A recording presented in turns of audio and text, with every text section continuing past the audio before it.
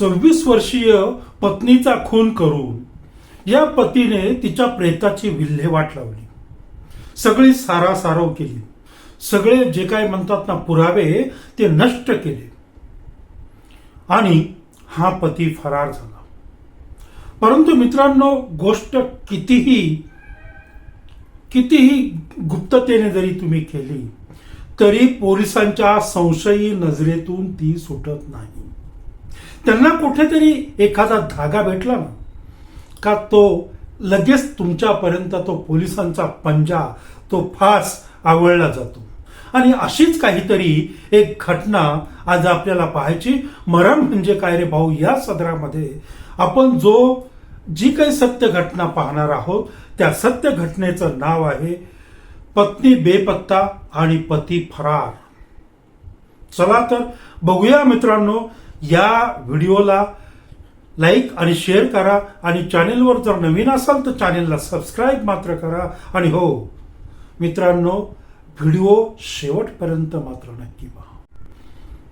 नेहमीप्रमाणे नमस्कार. मी दिलीप थोरात आणि तुम्ही पाहतात माझे दिलीप थोरात ब्लॉग्स हे यूट्यूब चॅनल. मित्रांनो आणि मैत्रिणींनो, आज आपल्याला एक वेगळी अशी एक इंटरेस्टिंग कथा, सत्यकथा पाहायची आहे. तर आता ती सत्यकथेला आपण नक्कीच सुरुवात करूया. सत्य घटना आहे पुणे जिल्ह्यातील इंदापूर या तालुक्यातील. मित्रांनो, आता या सत्य घटनेमध्ये सगळ्या पात्रांची मी नावं बदलणार आहे. उगाच एखाद्याला नाही का, एखाद्याच्या भावना दुखवायला नको किंवा एखाद्याला वाईट वाटायला नको म्हणून आपण या सर्व पात्रांची नावं बदलूया. एक 26 वर्षीय महिला, या महिलेला आपण प्रिया असं नाव देऊया. आणि तिचा पती, की ज्या पतीला आपण जयवंतराव असं नाव दिलेलं आहे. तर हे जयवंतराव आणि ही पत्नी प्रिया यांचं काही वर्षांपूर्वी लग्न झालेलं असतं. संसार अगदी मस्त मजेत चाललेला असतो. सुरुवातीचे, लग्नानंतरचे सुरुवातीचे काय म्हणतात ना ते गुलाबी दिवस, सगळं छान चाललेलं असतं. परंतु काही वर्षाने काहीतरी गडबड होते बरं का मित्रांनो. हा जो जयवंतराव आहे याच्या डोक्यामध्ये काहीतरी घुमायला लागतं, काहीतरी चक्र फिरायला लागतं. आणि या चक्रामधूनच काय होतं की तो आणि त्याची पत्नी प्रिया यांच्यामध्ये कौटुंबिक वाद वारंवार निर्माण होतात. आता या जयवंतरावांना आपल्या पत्नीच्या बाबतीत काही साक्षात्कार होतो. आणि त्याच्यानंतर बघा, 29 जानेवारी 2025 रोजी या जयवंतरावांनी इंदापूर, पुणे जिल्ह्यातील इंदापूर या तालुक्यामध्ये पोलीस ठाण्यामध्ये पत्नी बेपत्ता असल्याची तक्रार नोंदवली. आलं लक्षात? पत्नी बेपत्ता असल्याची तक्रार नोंदवली.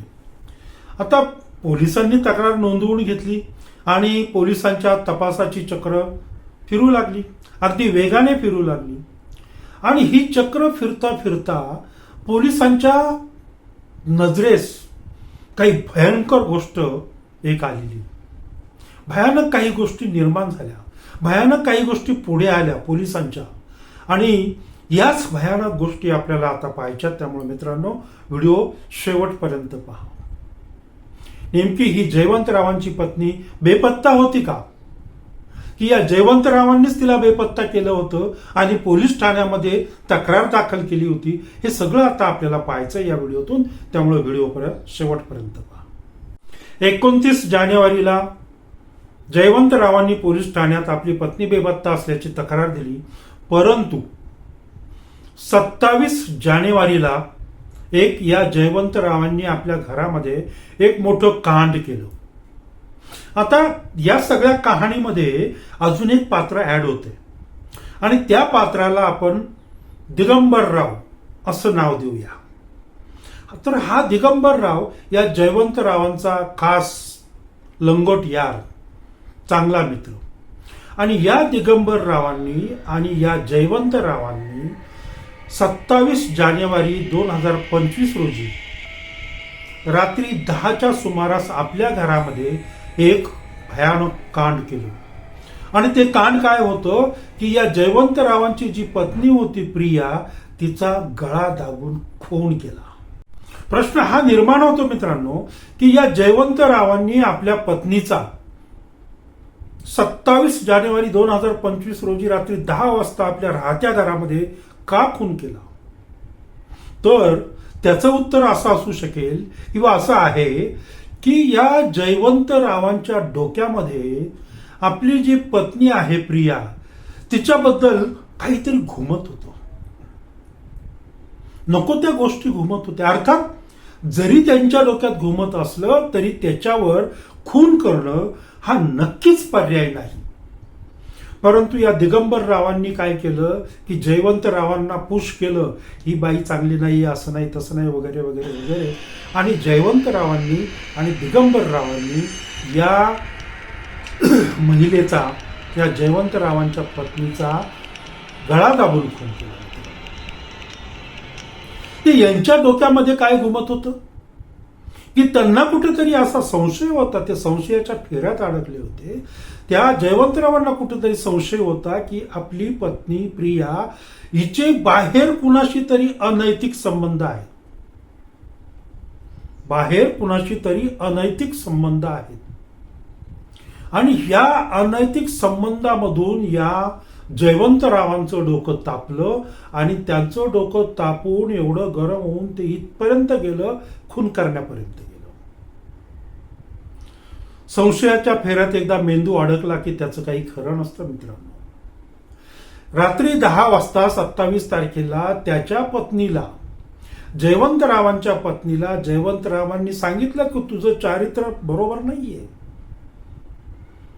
तू बाहेर खालीपणा करतेस आणि तिच्या चारित्र्यावर, तुझ्या चारित्र्यावर मला संशय आहे, तुझं वागणं बरोबर नाही, असं सांगून या जयवंतरावांनी आणि या दिगंबररावांनी या प्रियाचा गळा दाबून खून केला मित्रांनो.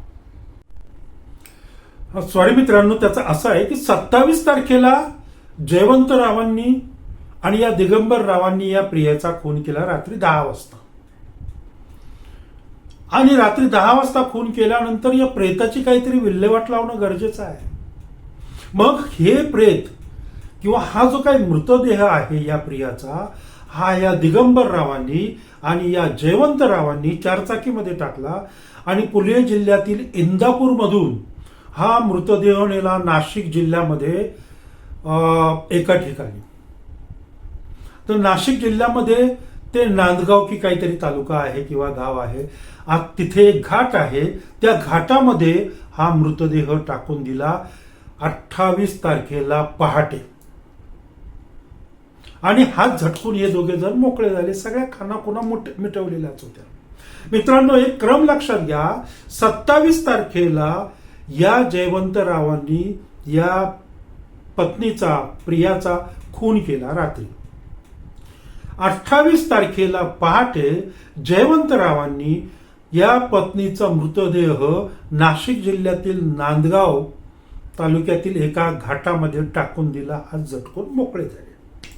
आणि 29 तारखेला सकाळी या जयवंतरावांनी इंदापूरच्या पोलीस ठाण्यामध्ये पत्नी बेपत्ता असल्याची तक्रार नोंदवली आणि काही दिवसासाठी हा जयवंतराव फरार झाला. जर मी मागच्या याच्यामध्ये कुठे मी असं बोललो असेल की 29 तारखेला या जयवंतरावांनी या पत्नीचा खून केला, तर ते तसं नसून हा क्रम आहे. 27 तारखेला मर्डर, 28 तारखेला मृतदेहाची विल्हेवाट आणि 29 तारखेला पोलीस स्टेशनला तक्रार आणि 29 तारखेला रात्रीच हे जयवंतराव फरार झाले. हा घटनाक्रम आहे.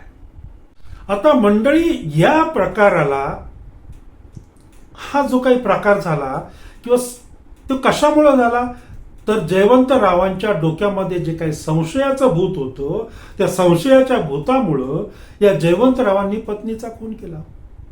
परंतु पत्नीचा खून करणं हा त्याच्यावर पर्याय असू शकतो का? नाही. त्याच्यावर पत्नीचा खून करणं हा पर्याय नाही.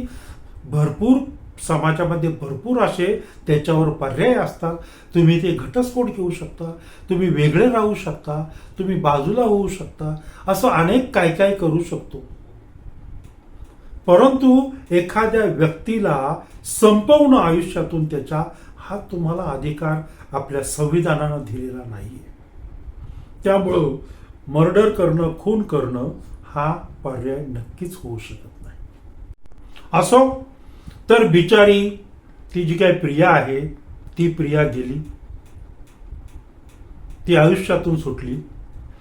आणि या जयवंतरावांच्या डोक्यामध्ये जे काही संशयाचं भूत घुमत होतं, जे काही संशयाचं भूत होतं, ते उतरवण्याचा हा मार्ग नाही. जयवंतराव, ते भूत उतरवण्याचा हा मार्ग नाही. जर तुम्हाला तसं तुमच्या डोक्यामध्ये पत्नीबद्दल काही जर संशय येत होता, तर पत्नीला घेऊन किंवा तुम्ही स्वतः त्याच्यावर पर्याय शोधायचा होता, तर तो काउन्सिलरकडे तुम्हाला नक्कीच पर्याय भेटला असता. काउन्सिलरकडे तुम्ही जाऊन आला असता, पत्नीला घेऊन गेला असता, तर कदाचित त्या पत्नीचा जीव गेला नसता.